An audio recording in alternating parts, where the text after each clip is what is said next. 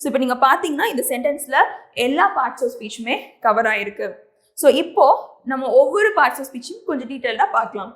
Okay, இப்போ நம்ம இந்த பார்ட்ஸ் ஆஃப் ஸ்பீச் சொன்னாலே அதை கொஞ்சம் ஒரு சின்ன சின்ன டெஃபினேஷனோட பார்த்துடலாம். ஸோ ஃபர்ஸ்ட் வந்து ஒரு ஃபோர் பார்ட்ஸ் ஆஃப் ஸ்பீச் நான் எழுதியிருக்கேன். ஸோ ஃபர்ஸ்ட் எப்பவுமே எடுத்துக்கிட்டிங்கன்னா நவுன். ஸோ நவுன் அப்படின்னா என்னென்னா, தமிழில் நான் ஏற்கனவே சொல்லியிருந்தேன் பெயர் சொல் அப்படின்னு நம்ம சொல்லுவோன்னு. ஸோ அதை வந்து இங்கிலீஷில் நம்ம நேமிங் வேர்ட்ஸ் அப்படின்னு சொல்லுவோம். இந்த டெஃபினேஷன் நீங்கள் ஞாபகம் வச்சிட்டிங்கன்னா அந்த நவுன்னா என்ன அப்படின்னு யோசிக்க தேவையில்லை, அந்த ஸ்டோரிக்கும் உங்களுக்கு ஈஸியாக இருக்கும்.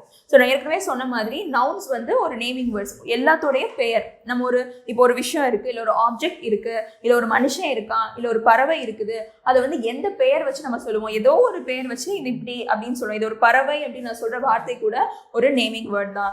ஓகேயா? ஸோ இது எல்லாமே நவுன் ஸ்டடியில் வரும். ஃபார் எக்ஸாம்பிள் நான் ஏற்கனவே சொன்ன மாதிரி பேர்ட், ராஜு, ஏதாவது நேம், ஏதோ ஒரு நேம், ஒரு கேர்ள் இல்லாட்டி ஒரு ஃபீமேலோட நேம், இல்லை ஒரு மேலோட நேம், இல்லை வந்து ஒரு ஃபீலிங்ஸ். இன்ஃபேக்ட் ஃபீலிங், ஒரு உணர்வு இருக்குன்னா அந்த உணர்வுன்னு நான் சொல்கிறேன். அந்த என்ன உணர்வுன்னு நான் சொல்ல ஒரு வார்த்தை எனக்கு வேணும் இல்லையா? அந்த உணர்வை வச்சு தானே அந்த வார்த்தையை நான் குறிப்பிடுறேன். ஸோ ஆப்வியஸ்லி அது கூட ஒரு நவுன் தான். நான் ஹாப்பியாக இருக்கேன்னா ஹாப்பி அப்படிங்கிறது ஒரு நவுன். ஸோ இந்த மாதிரி எல்லா பெயர் சொல்லுமே நவுன் கடியில் வரும். ஸோ அதனால நம்ம அதை வந்து நேமிங் வேர்ட்ஸ் அப்படின்னு நம்ம சொல்கிறோம். அடுத்து பார்த்தீங்கன்னா வேர்ப். வேர்புங்கிறது வந்து தமிழில் நம்ம வினைச்சொல் அப்படின்னு சொல்கிறது தான் வந்து இங்கிலீஷில் வேர்ப் அப்படின்னு சொல்லுவாங்க.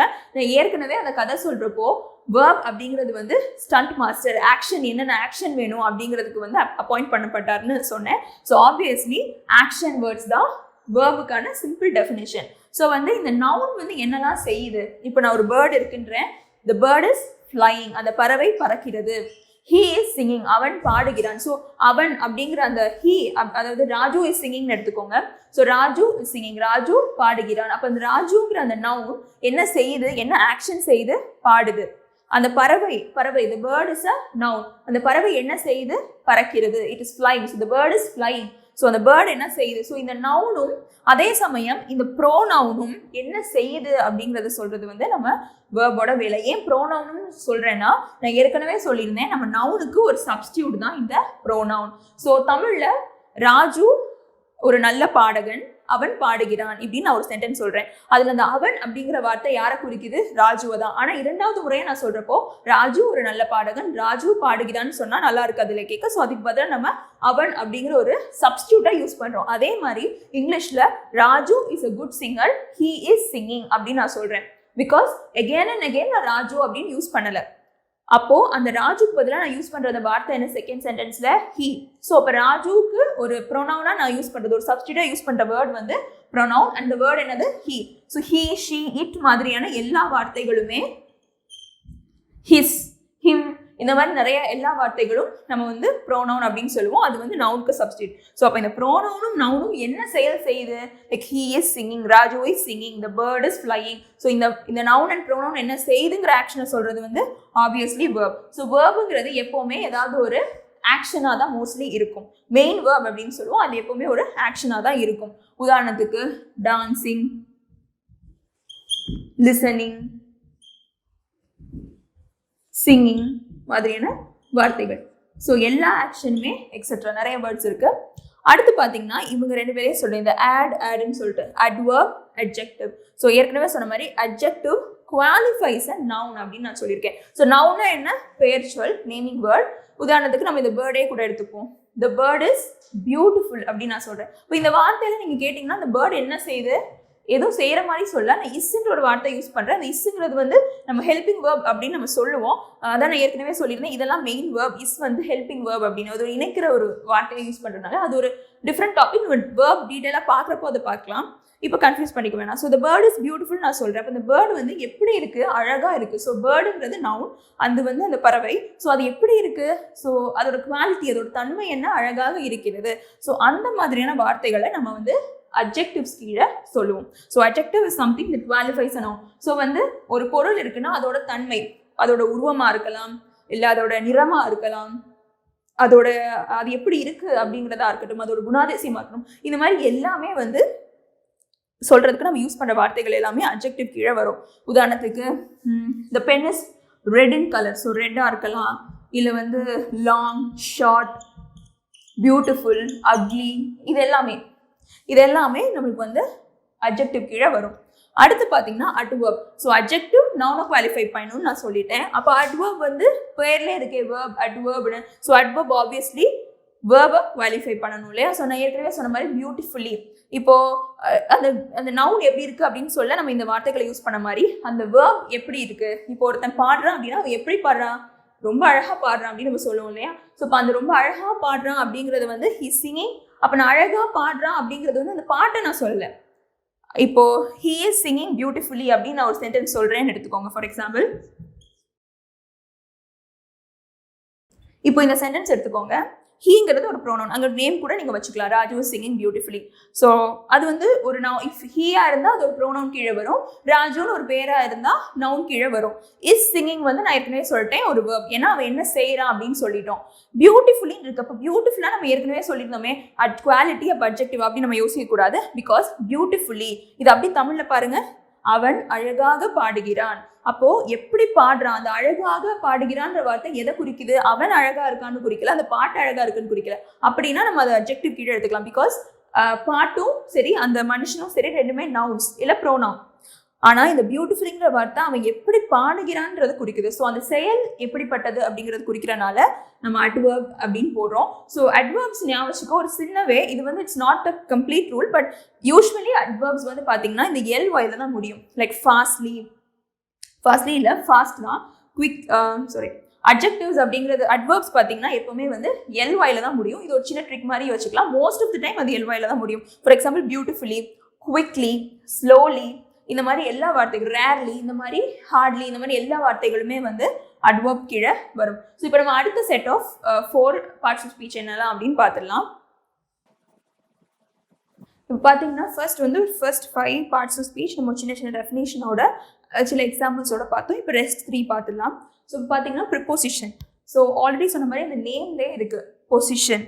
ஸோ அதோட டெஃபினேஷன் பார்த்தீங்கன்னா to denote the position of a noun.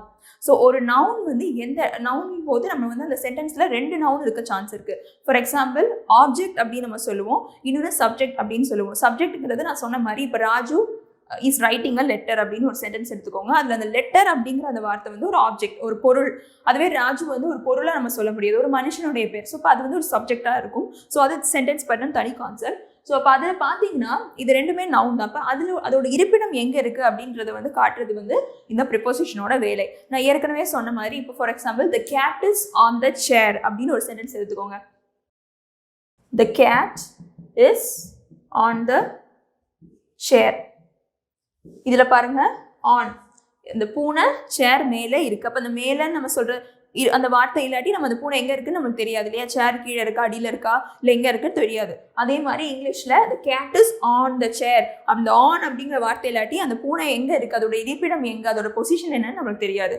So அந்த மாதிரி வார்த்தைகள் இப்போ இந்த ஆன், இன், அந்த படம் அந்த சென்டென்ஸ் சொல்லும் போது சொல்லியிருந்தேன். இந்த மூவி வாஸ் ஷார்ட்னா வில்லேஜ் அப்படின்னு சொல்லியிருந்தேன். அந்த அப்போ அங்கே, அந்த இடத்தில், மேலே, கீழே, ஃப்ரம் இல்லை, பிஹைண்ட், எபாவ், அப், டவுன், இந்த மாதிரி எல்லா பொசிஷனை குறிக்கிற எல்லா வார்த்தைகளும் ப்ரிப்போஷன் கீழே வரும். ஸோ ப்ரிப்போஷன் பார்த்தீங்கன்னா யூஸ்வலி வந்து நிறைய எக்ஸாம்ஸில் கேட்கக்கூடிய ஒரு கான்செப்ட். அதுவும் இல்லாமல் இந்த ப்ரிப்போஷன் வந்து நம்ம நல்லா தெரிஞ்சாதான், ஃபார் எக்ஸாம்பிள் ஒரு டிரெக்ஷன் சொல்கிறதுக்கு கூட ரொம்ப ஹெல்ப்ஃபுல்லாக இருக்கும். Turn left, it's up, down அப்படின்லாம் சொல்கிறதுக்கு ஹெல்ப்ஃபுல்லாக இருக்கும். ஸோ இதுதான் ப்ரிப்போஷன். அடுத்து பார்த்தீங்கன்னா கன்ஜங்ஷன்ஸோட definition to connect or join to sentences or phrases அப்படின்னு சொல்லுவோம். ஃப்ரேசஸ்னால் என்னன்னா வேற ஒன்றும் இல்லை, சென்டென்ஸ் அப்படிங்கிறது வந்து முழுமையான அர்த்தம் கொடுக்கக்கூடிய ஒரு வாக்கியம். ஃப்ரேஸ் அப்படிங்கிறது வந்து அதுவும் சென்டென்ஸ் மாதிரி தான் இருக்கும், ஆனால் அதில் முழுமையான அர்த்தம் இருக்கணுன்ற அவசியம் கிடையாது. ஒரு 2 ஃப்ரேஸ் சேர்ந்தது ஒரு சென்டென்ஸ் அப்படின்னு கூட சொல்லலாம். ஃபார் உதாரணத்துக்கு ஐ woke up early in the morning yet I was late to school அப்படின்னு ஒரு சென்டென்ஸ் சொல்கிறேன். அதாவது நான் காலை வேகமாக எந்திரிச்சேன், ஆனாலும் நான் லேட்டாக ஸ்கூலுக்கு போயிட்டேன். அப்போ அந்த ஆனாலுங்கிற வார்த்தை தான் இந்த 2 ஃப்ரேஸை இணைக்குது. நான் வேகமாக எந்திரித்தேன் ஆனாலும், அதோட சென்டென்ஸ் முடிச்சுன்னா ஃபுல் அர்த்தம் கிடையாது. ஸோ அப்போ அதை வந்து நம்ம ஃப்ரேஸ் அப்படின்னு சொல்லுவோம். அடுத்து அதோட இன்னொரு பகுதி எங்கே இருக்குது, ஆனாலும் நான் லேட்டாக ஸ்கூலுக்கு போனேன். ஸோ அப்போ அது பார்த்தீங்கன்னா அந்த செகண்ட் சென்டென்ஸ், எட் I I went to school. அப்போ I went to school full sentence தானே, அந்த எட் இருக்கனால நம்மளால அது ஃபுல் மீனிங்காக எடுத்துக்க முடியாது. ஸோ அப்போ அந்த எட் இல்லத்து தமிழில் அந்த ஆனாலும் அப்படிங்கிற அந்த வார்த்தை இந்த 2 சென்டென்ஸை இணைக்குது. ஸோ அந்த மாதிரி வார்த்தைகள், அந்த இணைக்க பயன்படுற வார்த்தைகளை நம்ம வந்து கன்ஜக்ஷன் அப்படின்னு சொல்லுவோம். ஸோ ஏற்கனவே நான் சொல்லியிருந்த மாதிரி எப்படி ஒரு ரயில்வே ஜங்ஷனில் 2 ஊர்லேருந்து வர ட்ரெயின் வந்து சேர்ந்து மீட் ஆகி ஜாயின் ஆகுது. ஸோ அந்த மாதிரி இந்த வேர்ட்ஸ் வந்து 2 ஃப்ரேசஸ் இல்லை 2 சென்டென்சஸை நம்மளுக்கு இணைக்க உதவுது. உதாரணத்துக்கு he is writing a book, he is a good writer. அவன் ஒரு புத்தகத்தை எழுதுகிறான், அவன் ஒரு நல்ல எழுத்தாளன். அப்போ இந்த 2 சென்டென்ஸையும் நான் சேர்த்து போடணும்.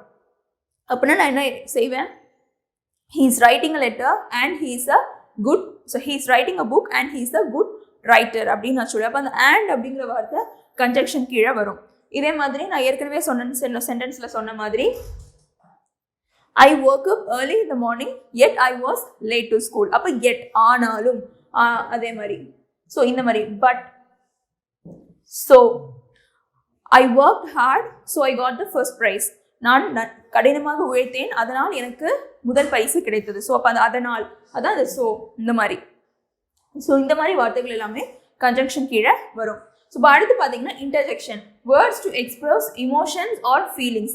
ஒரு இமோஷனையும் ஒரு ஃபீலிங்கும் எக்ஸ்பிரஸ் பண்ண யூஸ் பண்ணுற வேர்ட்ஸ். எல்லா சென்டென்ஸுமே இதை பார்க்க முடியாது. முக்கியமாக நீங்கள் டயலாக் எழுதுறீங்க இல்லை வந்து சில டயலாக்ஸ் நிறைஞ்ச ஒரு இமோஷன் நிறைஞ்ச ஒரு சென்டென்ஸ் எழுதுறீங்கன்னா இதெல்லாம் தேவைப்படும். ஃபார் எக்ஸாம்பிள் ஒரு அழகான பிக்சர் பார்த்துட்டு நீங்கள் எக்ஸ்பிரஷனோட சொல்கிறீங்க வாட் அ பியூட்டிஃபுல் பிக்சர். அப்போ அந்த அப்படிங்கிற வார்த்தை வந்து இன்டர்ஜெக்ஷன் கீழே வரும்.